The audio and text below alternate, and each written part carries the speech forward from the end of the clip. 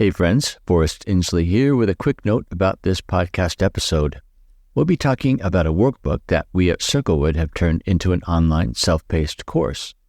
If you like what you hear in the conversation, we want to offer the course to you for free. I'll give you details about signing up for the course at the end of the episode. Enjoy!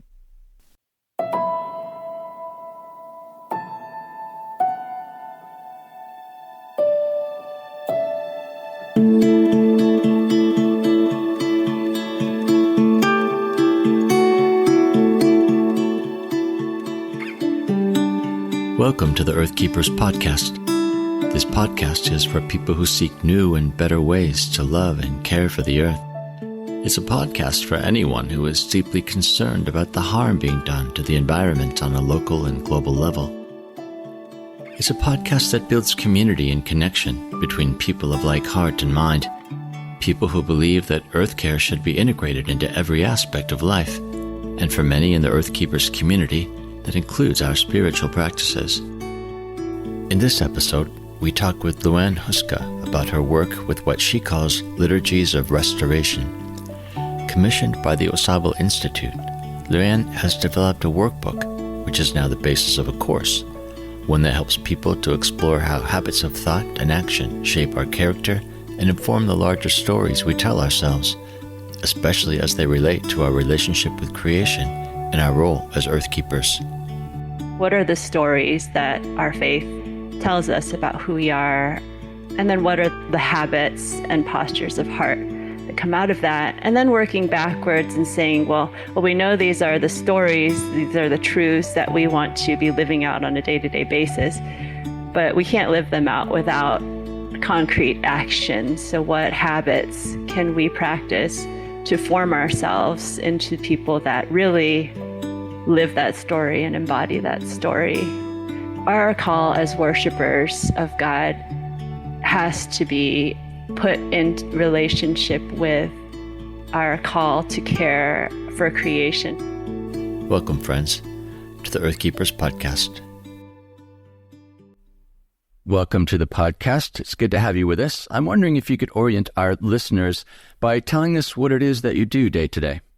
So I'm a freelance writer, and I write for various Christian publications and secular publications, but I have a book that deals with reconciling body and spirit in chronic pain and illness that came out last year called Hurting Yet Whole. Since I published that book, as I've just absorbed climate news, the news about environmental degradation, and just been in my little corner of the church, seeing what things are like on the ground, I've felt motivated to turn more of my writing towards environmental issues and creation care issues. So that's how I got connected with Au Sable Institute to do some spiritual formation materials development writing for their program. I want to follow up on that shift in interest to be wanting to write about more ecological concerns. What caused that shift? How did that come up in you, this sort of new desire to maybe advocate for creation? I think it's a natural outgrowth of, I've been writing on issues of embodiment, and so how our bodies are part of our spiritual lives, not just when they're well, but when they're hurting too, and how by paying attention to our limits, places where we feel vulnerable, and maybe not living up to like the capitalist ideal of, being a productive member of society in times of illness and pain, that our bodies are still telling us things about God and who we are if we're able to pay attention. So I think out of that concern and care for our bodies as part of creation, part of the good thing that God has given us in this world, that extends to the body of the earth. And so seeing so much climate news of the body of the earth hurting, animals and plants and ecosystems hurting, I really wanted to respond to that. It's kind of like an existential moment. And I think along with many people in my generation, I would call myself a millennial.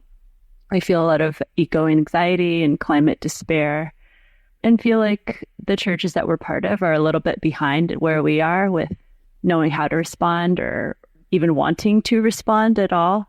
to these concerns. So yeah, I really wanted to start writing to a church audience, but also to a larger audience, connecting spirituality and ecology.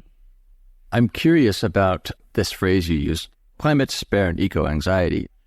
It seems to me that your generation actually has to struggle with something that probably older generations don't quite understand. But I also see that is having a positive impact in that so many of your generation are finding ways to turn their vocations in ways that actually serve the environmental movement or oppose climate change or work for ecological justice.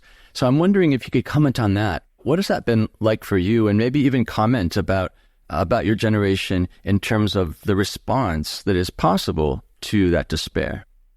Yeah, I mean, obviously, we're going to be being on this planet for a few decades longer than previous generations. We're having children. I have 3 children who are 2, 4, and 7. So I'm thinking about the climate projections of what the temperatures will be like in 2050 or beyond if we don't reach the Paris climate agreements, those carbon emissions caps. And I'm thinking about what they're going to see, what the world that they're getting ready for, or that I'm preparing them for.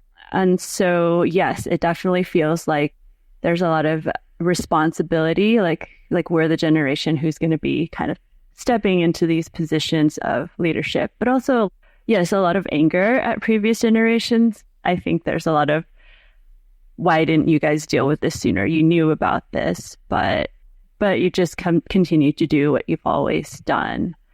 I think because we're maybe a little bit less ingrained in certain career tracks. Like for me, I'm still at the beginning of my career. It's a little easier to like switch gears and say, well, I'm going to turn towards doing what I was doing, but in a way that serves the environment. That is honestly a big help for eco-despair, is doing something about it, acting on it.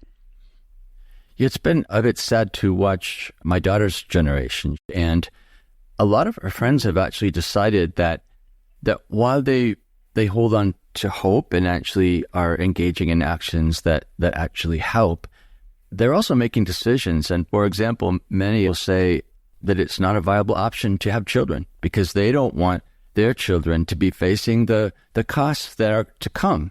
So I'm not sure really how to respond to that. In fact, I would say that I'm hoping that means that it's going to translate into something really creative and constructive in terms of finding ways forward. But some days I find it hard to hope, to be honest. Luann, I'm curious, your generation obviously has a keen sensibility of our current Earth crisis, and I'm wondering, when you are doing your work of writing about the environment, do you find that you have support, that community around you that affirms the things that you care about, or do you struggle with that sense of being alone sometimes? I hop around several different Christian circles, and some are more evangelical, some are more progressive, and everywhere in between. And I've also found a lot of nourishment from indigenous spirituality and connecting with communities that do their work out of that perspective. So I think I've had to work to find the support, and it's not necessarily come from the faith communities that I started out in. But because I've been in so many different communities, I think it gives me the chance to kind of translate some of the wisdom I've gained from different groups and into the language that another group could receive. And I think that's so much of that is the problem is that within like an evangelical context, a word like climate change has so many political connotations and identity tensions around it. It's hard to like speak to someone if there's like a wall that comes up. It comes with all this other baggage around it. So yeah, I found support, but not always in the places I was hoping to find it. So I think importantly, the work that you've done in some ways is pushing back against that. It's helping people, I think, to take down those walls enough to actually open their hearts and minds to new perspective. You are helping people in churches who may not know how to speak about these issues. He may not know enough about the issues even to be conversant. So could you tell us about the general framework of liturgies and counter-liturgies that organizes the material? You start from the point that you can agree with, which is that God is at the center and that this is about worshiping God. And how can we do that better in community as whole people and extend that vision of worship, not just to this is what we do on Sunday mornings by singing hymns, but that worshiping God is every aspect of our lives and is our vocation and encompasses our vocation in the sense of whether we're a healthcare worker or a biologist or a writer or a pastor or a plumber or a homemaker, that we can cultivate habits that turn us more toward God. So we started from that point. So that's the first liturgy. And the idea of liturgies and counter liturgies is that there's these stories that society tells us about who God or who we are and who we are in relation to the earth.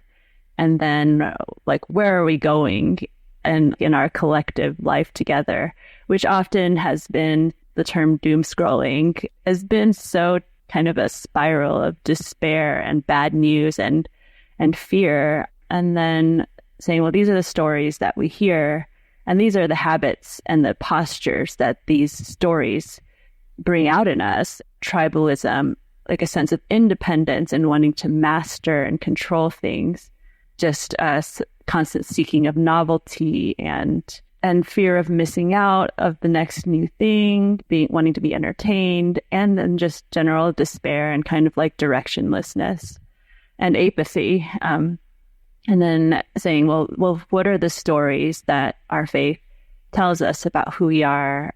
And then what are the habits and postures of heart that come out of that? And then working backwards and saying, well, we know these are the stories, these are the truths that we want to be living out on a day-to-day basis, but we can't live them out without concrete action. So what habits can we practice to form ourselves into people that really live that story and embody that story?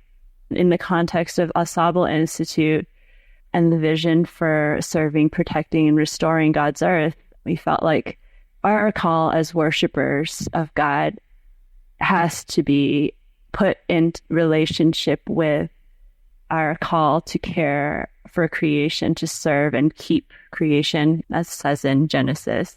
And so how can we be doing these things together and see ourselves not just as part of a divine community, a human community, but the community of creation and in relationship with creation as we worship God? I'm curious about the title, Liturgies of Restoration. Particularly, what does that word restoration mean? In the past, I thought of that as like going back, like to like, what was it like in Eden? And that was the perfect, thing that God made that was perfect. And now things are broken and there's sin and death. My experiences with chronic illness and having a body that doesn't always work according to what I think I would like it to work like, and knowing that it might not ever go back to that original state, if there is such a thing as an original state, has pushed me to rethink about what wholeness and restoration might be when we have wounds and we have sustained wounds. I like to think about a mosaic. When something is broken, you put the pieces together, it might not look like what it did originally, but out of the creativity and kind of partnership with God that God is inviting us to, we're not just like taking some blueprint that he had that we're just like blindly following, but we're bringing our God-given talent and creativity and imagination to the work to do something different and new that might not look like the original thing, but I think is better than the original thing. And I think about the stories in Revelation, the visions and images that we have aren't of going back to the garden, but of Jerusalem, the holy city, coming down to earth. So like a garden city almost. And so there's this new complexity and God taking things that were broken and transforming them into something more beautiful. So I like to think of it as like a progress, not just like going back to original state. You mentioned chronic illness and struggling with that. In some ways, it seems to me that's a pretty powerful metaphor for the broader work of healing brokenness, dealing with brokenness in the greater world. I wonder if you could talk a bit about that creativity. Are there ways that you have personally had to re-story and reinterpret where your life is going when it doesn't go in expected directions? Definitely. I think if I stayed in the place of telling myself the story that this is not the way things should be, and I think that's it's very tempting to do when it comes to looking at the ecological brokenness that we see and saying this is bad. The earth and the soil and the water and the air is so impure, and I just want to go back to something that's pure and unblemished. It feels a little hopeless to think about doing that. What I've learned through having to face ongoing brokenness is that you have to learn to be present and be present to the pain in order to kind of see the potential out of those situations that seem really hopeless. And I feel like that's something that I carry with me into like ecological work too, as much as I kind of get stuck in that place of, oh, this is not what God intended. We've really messed things up. And I think that's true. I think I sense God also calling me to just be present and enjoy, just see the good in the moment, and also to see maybe that we're placed here for such a time as this, like a sense of like divine calling and purpose for this moment in our collective human history. I think pleasure and enjoyment is like key to the work that we do. So if we're not able to just absorb the goodness, I think we can't do the next step. So that it starts from that place of just saying, wow, this is amazing and good, just the way it is. And I want to be part of the next thing that God has for my body, for this world.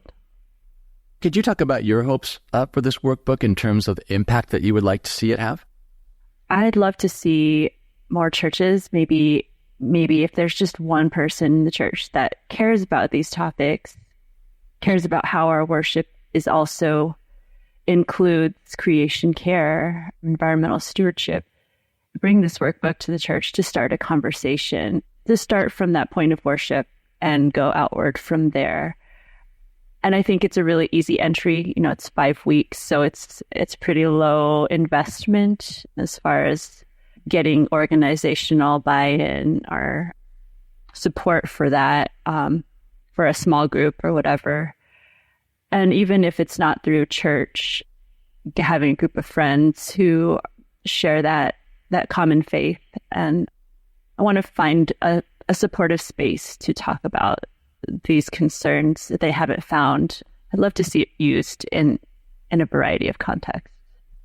One of our recent guests actually has started a movement called Wild Church Movement or Wild Church Network. And it consists of churches that take very seriously this idea that creation is revelation, that we learn about God, we perceive God in nature if we have eyes to see.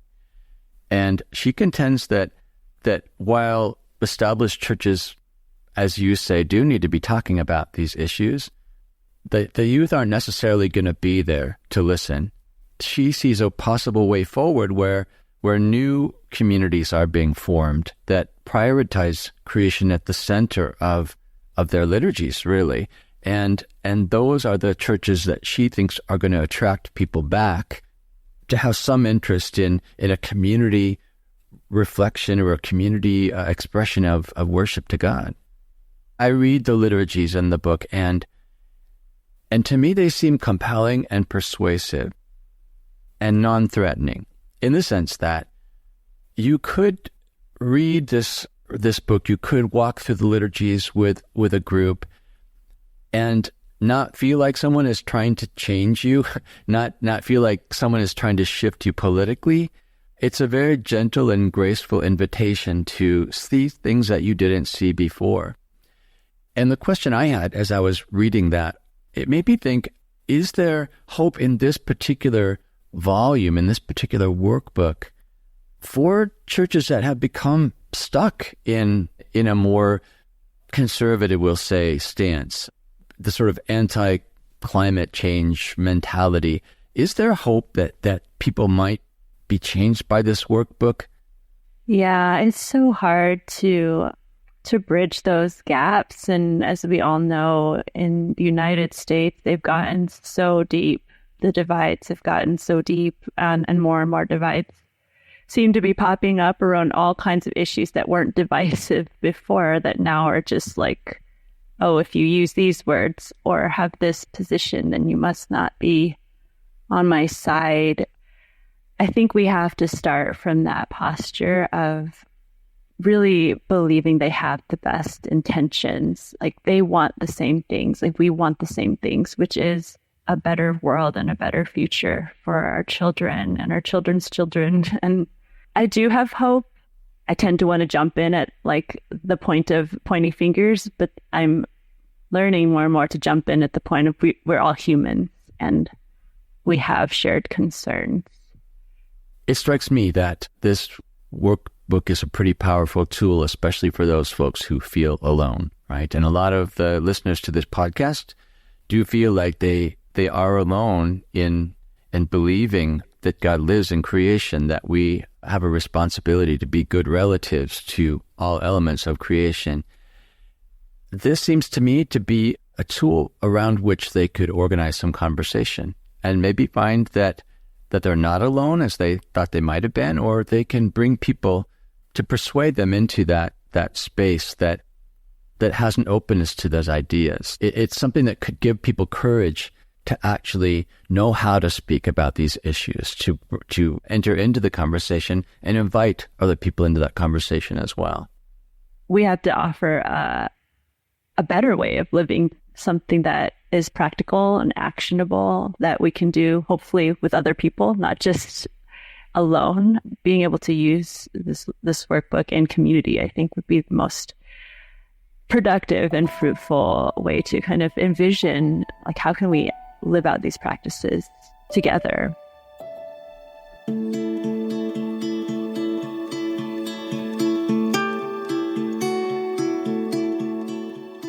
We've been in conversation with author Liuan Huska. As I promised at the top of the episode, I want to give listeners an opportunity to sign up for a free, self-paced course that is based on Liuan's material. I highly recommend the course as an exercise of renewal and inspiration for living our lives as earthkeepers. And to echo Liuan's words, this would be a great course to do with a group of other people in the context of community. So, to get free access to the course, just go to the podcast website at earthkeepers.online and sign up for podcast updates using the link at the bottom of the homepage. Then I'll send you an email with the info that you need to access the course. The Earthkeepers podcast is an expression of Circlewood, an organization committed to cultivating a more ecologically conscious faith. For more information about the podcast, or to learn about the ways you can support this work, go to our website at earthkeepers.online. You can contact us by leaving a voicemail through the podcast website, or by emailing us at earthkeepers@circlewood.online. I am Forrest Dinsley, your podcast host. James Amadon is our executive producer. Our content editor and researcher is Colleen Megerly, and our sound engineer is Dave Wolfers. Jesselyn Gentry is our social media director, and Forrest Reed is the composer of our original music. Thank you for listening, friends, and please join us for our next conversation on the Earthkeepers podcast.